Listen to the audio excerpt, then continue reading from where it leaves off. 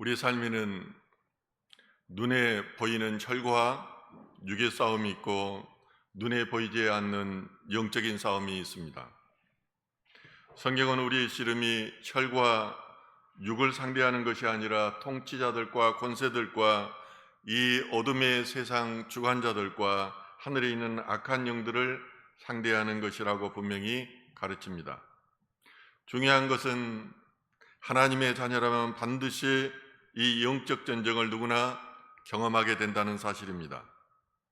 사단 마귀는 허물과 죄로 죽었던 마귀의 자녀들이 예수 그리스도를 믿고 생명의 길로 들어서는 순간부터 우리를 공격하기 때문입니다. 이 영적 전쟁을 치르는 과정에서 우리는 두 가지의 사실을 깨닫게 됩니다. 첫째는 삶에 찾아오는 고난과 유혹의 배후에 사단이 공격이 있다는 사실입니다. 둘째는 그 영적 전쟁의 궁극적인 배후에는 하나님의 주권이 계신다는 사실입니다. 대표적인 예가 욥입니다. 욥기 1장을 보면 사단이 하나님 앞에서 욥을 시험하겠다고 청혼할 때 하나님께서는 사단의 행동 범위를 엄격히 통제하십니다. 즉 사단이 아무리 우리에게 악을 행하려 해도 결국 하나님의 통제 아래에 있다는 점을 보여줍니다. 그런데 오늘 본문에는 매우 특이한 장면이 나옵니다. 사단과의 영적 전쟁이 아니라 하나님께서 친히 야곱을 찾아와 직접 싸우시는 장면입니다. 그것도 야곱이라는 한 인물이 인생의 가장 막다른 골목에 다다랐을 때에 이 싸움이 시작됩니다. 야곱은 평생을 자신의 수단과 방법으로 살아온 사람입니다. 형의 장자권을 빼앗고 아버지를 속였으며 외삼촌 라반의 집에서도 악착같이 자신의 부를 축적했습니다. 그의 이름 뜻 그대로 그는 늘 남의 뒷발꿈치를 잡고 사는 자였고 자신의 힘과 어깨로 승리를 쟁취하는 인생이었습니다. 그러나 고향으로 돌아가는 지금 그의 앞길은 거대한 벽에 가로막혔습니다. 자신을 죽이려고 400명의 군사를 거느리고 형 에서가 오고 있다는 소식을 들었기 때문입니다. 야곱은 인간적인 머리를 굴려 재물을 두 떼로 나누고 가족들을 먼저 야복나루 건너편으로 보냈습니다. 바로 그 절대 고독의 밤에 하나님이 야곱을 찾아오셨고 야곱은 하나님과 싸워 이겼다고 성경은 기록합니다. 오늘 본문을 통해 우리가 인생의 막다른 골목에서 하나님과의 싸움에서 이기는 방법, 즉 하나님의 은혜와 축복을 누리는 비결이 무엇인지 함께 나누고자 합니다. 첫째로 철저한 고독 속에서 끝까지 하나님을 붙들어야 합니다. 오늘 본문 24절은 이렇게 말합니다. 야곱은 홀로 남았더니 어떤 사람이 날이 새도록 야곱과 씨름하다가, 야곱이 홀로 남았다는 것은 그가 절대 고독 가운데 있었다는 말입니다. 절대 절망 가운데 있었다는 것을 의미합니다. 더 이상 쓸 수 있는 인간적인 방법이 없고 내 인생이 여기서 끝날지도 모른다는 두려움과 그리고 불안감이 찾아온 것입니다. 자신을 보호해 주던 모든 수단, 재물, 가족들이 모두 다 떠나고 오직 자기 자신만 남은 철저한 고독의 상태에서 그는 비로소 하나님과 직면하게 됩니다. 이때 어떤 사람이 야곱에게 찾아와 다짜고짜 씨름을 청합니다. 이 어떤 사람은 누구입니까? 이어지는 30절에서 야곱은 내가 하나님과 대면하여 보았다고 고백합니다. 호세아 선지자 역시 호세아 12장 4절에서 이 사건을 천사와 겨루어 이겼다고 기록합니다. 신학적으로 이 존재는 성육신 이전의 예수 그리스도이거나 하나님의 특별한 현현으로 보입니다. 하나님의 천사이거나 하나님의 사자일 수도 있습니다. 야곱은 평생 사람과 경쟁하여 살아왔는데 이제 인생의 진짜 주관자이고 인생의 주인이신 하나님과 정면으로 부딪히게 된 것입니다. 야곱은 이 존재와 날이 새도록 씨름했습니다. 여기서 씨름은 단순히 몸과 몸을 부딪히는 것뿐만이 아니라 자신의 생존을 건 처절한 기도이자 내 자아를 깨뜨리지 않으려는 인간의 악착 같은 몸부림이었습니다. 야곱은 이미 삼촌 라반의 집을 떠나 이곳으로 오는 길에 하나님의 군대인 마하나임을 만난 적이 있습니다. 베델에서 만나주셨던 신실하신 하나님을 다시 한번 경험했기에 야곱은 하나님의 도우심 없이는 결코 살 수 없다는 것을 직감적으로 깨달았습니다. 그래서 캄캄한 밤부터 새벽 동이 틀 때까지 천사를 붙들고 그는 놓지 않았습니다. 오늘 본문 26절은 이렇게 말합니다. 당신이 내게 축복하지 아니하면 가게 하지 아니하겠나이다. 이 모습은 예수님이 누가복음 18장에서 말씀하신 낙심하지 말고 끈질기게 기도해야 할 과부의 비유를 떠올리게 합니다. 불의한 재판장도 과부의 번거로운 부르짖음에 손을 들어주었는데 하물며 하나님께서 밤낮 부르짖는 택하신 자들의 기도를 외면하시겠습니까? 일반 세상 학문에서도 끈기 있는 자가 성공의 비결을 가진 자라고 말합니다. 보도세퍼는 그의 저서에서 성경은 재능이 아니라 끝까지 버티고 끈기 있게 나아가는 것이라고 말합니다. 얼마 전에 한국을 왔던 엔비디아의 CEO 젠슨 황 역시 오랜 암흑기를 버티고 세계 정상에 설 수 있었던 비결로 회복 탄력성을 말합니다. 마음의 끈기가 그를 성공하게 만들었다는 것입니다. 세상 일도 이토록 버티는 힘이 중요한데 하물며 영적인 승리는 어떠하겠습니까? 하나님을 이길 수 있는 유일한 방법, 제가 하나님의 전적인 은혜와 응답을 받아내는 단 하나의 비결은 포기하지 않고 끝까지 하나님을 붙드는 영적인 끈기, 기도밖에 없는 것입니다. 신앙은 실행력입니다. 신앙은 머리로 하는 것이 아니라 손과 발로 하는 것입니다. 끈질기게 하나님을 손과 발로 붙들 때에 하나님을 이길 수 있는 것입니다. 둘째로 우리의 환도뼈가 부러질 때 진짜 승리가 시작됩니다.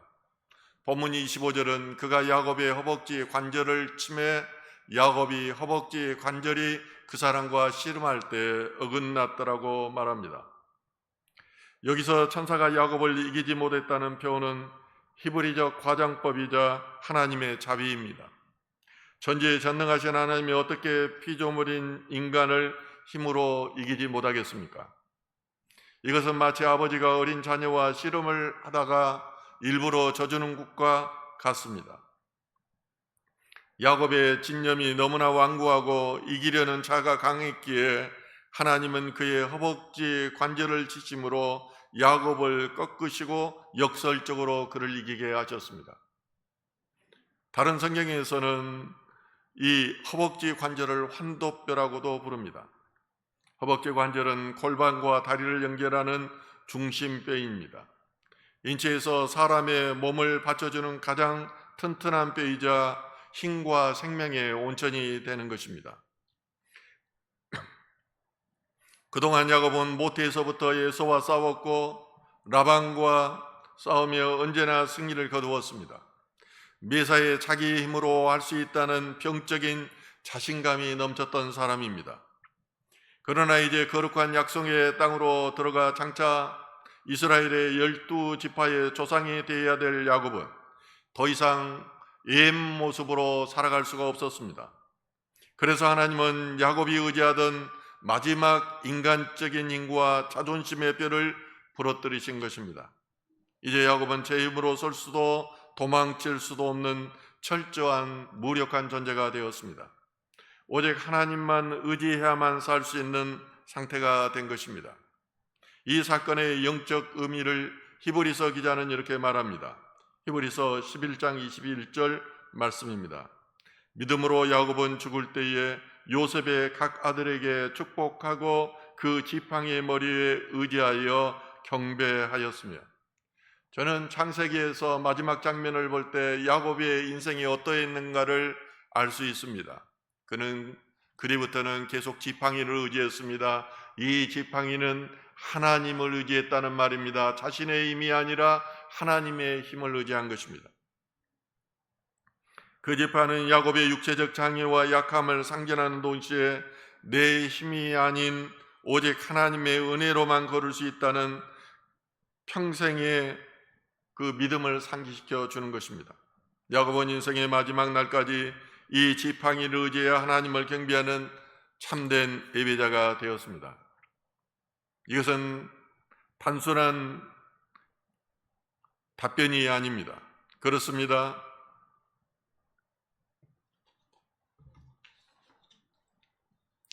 인간은 스스로 강하다고 믿을 때 하나님을 찾지 않습니다. 반면에 자신의 한계와 무력감을 철저히 깨닫는 바로 그 연약함의 순간에 비로소 하나님을 전적으로 신뢰하게 되는 것입니다. 사도 바울은 육체의 가시를 제거해 달라고 3번이나 하나님께 기도했습니다. 이때 내 은혜가 내게 족하도다. 이는 내 능력이 약한 데서 온전함이라고 하나님께서 음성을 들려주셨습니다. 그 후에 고린도후서 12장 9절과 10절에서 바울은 이렇게 고백합니다. 내가 약한 그때에 강함이라. 우리는 자주 세상에서 형통하고 강해지게 해달라고 기도합니다. 그러나 인간은 세상에서 출세하고 힘이 생기면은 가장 먼저 하나님을 멀리하는 부패한 본성을 가졌습니다.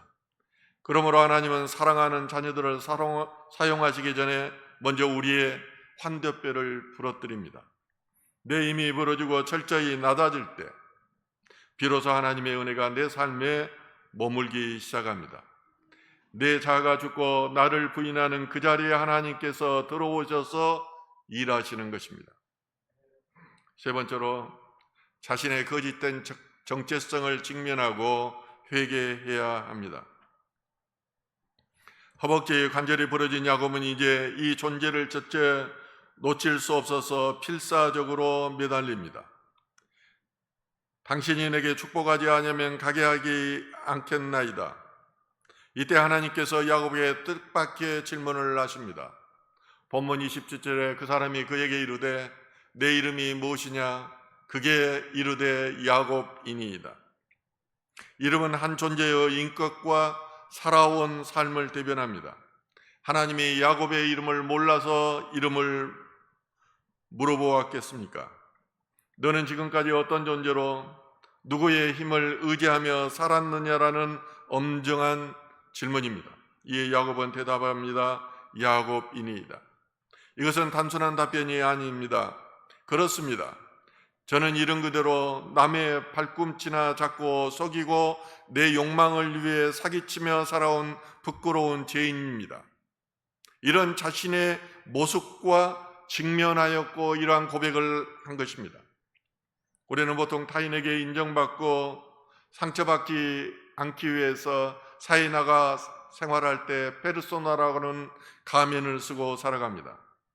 그러나 그 가면이 두꺼워질수록 진짜 나와의 간극이 멀어지며 내면은 공허와 불안으로 가득 차게 됩니다.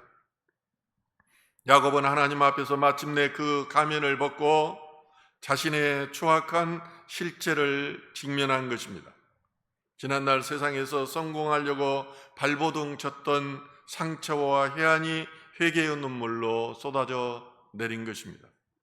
저도 청소년 때 문학을 꿈꾸며 순수와 정의를 추구하는 유년 시절이 있었습니다.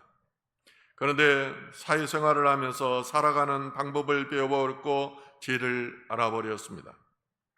어느 날 강남에서 밤늦게까지 술을 마시고 택시를 기다리는데 저의 내면에서 이런 질문을 하였습니다. 너는 누구니? 오직 하나님의 자녀로 살겠다는 너의 다짐은 어디로 가느냐는 질문이었습니다.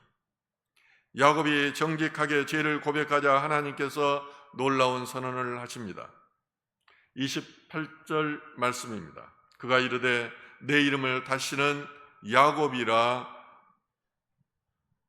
부를 것이 아니요 이스라엘이라 부를 것이니 이는 내가 하나님과 및 사람들과 겨루어 이겼습니다. 이스라엘은 문자적으로 하나님과 겨루어 이겼다는 뜻이지만은 어원적으로는 그렇지 않습니다. 하나님이 다스린다, 하나님이 통치하신다는 의미를 가지고 있습니다. 제가 하나님과의 싸움에서 이기는 진정한 방법은 내가 하나님을 꺾는 것이 아니라 하나님께 온전히 항복하여 그의 통치하심과 그의 다스림 속으로 들어가는 것입니다. 내가 하나님께 항복할 때 하나님이 내 삶을 다스리시며 그 결과 세상과 사람과의 싸움에서도 승리하신다는 그런 약속인 것입니다. 하나님 앞에서 나의 실체를 직면하고 얻는 최고의 영적 유익은 회개입니다. 회개해야 내가 바뀌고 회개해야 야곱이 이스라엘이 되는 것입니다. 이 회개는 하나님 앞에서뿐만 아니라 우리의 삶의 현장인 가정과 일터에서 이루어져 나가야 합니다. 어느 은퇴하신 경찰 선배님의 이야기가 기억납니다. 그분은 평생 누구보다 정직하고 성실하게 국가를 위해 일하셔서 주변의 존경을 한몸에 받는 분이었습니다. 그런데 그분이 퇴직한 후에 과거에 함께 근무했던 부하 직원들을 일일이 찾아다녔다고 합니다. 그러고는 내가 현직에 있을 때 나도 모르게 자네에게 상처를 주었거나 잘못한 것이 있다면 용서해 주게. 그리고 그는 고개를 숙이며 용서를 구하였습니다. 자신의 허물을 정직하게 증명하고 진심으로 용서를 구했을 때 그분은 후배들과 진정으로 깊고 새로운 인격적 관계를 맺을 수 있었습니다. 회개와 자기 직면이 있을 때 비로소 우리는 깨어진 관계와 삶의 새로운 역사가 시작됩니다. 회개하면은 사단마귀가 떠나가고 그 자리에 주님이 들어오십니다. 주님이 들어오시면은 주님이 나를 다스리심으로 하나님을 이기게 되는 것입니다. 결론입니다. 씨름이 끝난 후 야곱은 그의 이름을 브니엘이라 하였습니다. 내가 하나님의 얼굴을 대면하여 보았으나 내 생명이 보존되었다는 은혜의 고백입니다. 그리고 성경은 이 위대한 사건의 결론을 이렇게 묘사합니다. 그가 브니엘을 지날 때 해가 돋았고 그의 허벅다리로 말미암아 절었더라. 야곱의 육신은 이제 평생 지팡이를 짚고 절뚝거리며 살아야 하는 장애를 입었습니다. 그러나 그의 영혼 위에 찬란한 하나님의 해가 떠올랐습니다. 그의 곁사람은 무너졌으나 속사람은 날로 새로워지는 영적 대역전이 일어난 것입니다. 한마디로 야곱은 이제 육이 죽고 영이 살아난 것입니다. 그리고 이제 그가 비로소 하나님의 사람이 된 것입니다. 사랑하는 성도 여러분, 오늘 우리에게도 압복나루의 어두운 밤이 찾아올 때가 있습니다. 물질의 유기, 그리고 관계의 유기, 건강의 유기 앞에 모든 인간적인 방법이 차단되고 홀로 남아 두려워 떨 때가 있습니다. 그러나 기억하십시오. 그 밤은 우리 인생이 망하는 밤이 아닙니다. 하나님께서 우리의 환도뼈를 부러뜨리시고 우리를 야곱에서 이스라엘로 변화시키는 축복의 밤입니다. 내가 죽고 내 안에서 하나님이 사시는 브니엘의 아침을 준비하는 은혜의 밤입니다. 이제 나의 얕은 수단과 방법을 내려놓고 야곱처럼 하나님 앞에 완전히 항복하십시오. 내가 움켜쥐고 있던 세상의 욕망을 놓을 때 비로소 하나님이 일하기 시작합니다. 내 힘의 환도뼈가 꺾일 때 비로소 그리스도의 능력이 내게 머뭅니다. 비록 세상의 눈에는 평생 지팡이를 의지하며 절뚝거리는 약한 자처럼 보일지라도 하나님의 얼굴빛을 받으며 당당히 승리자로 걸어가는 진정한 이스라엘의 주인공 되시기를 주님의 이름으로 축원합니다. 오늘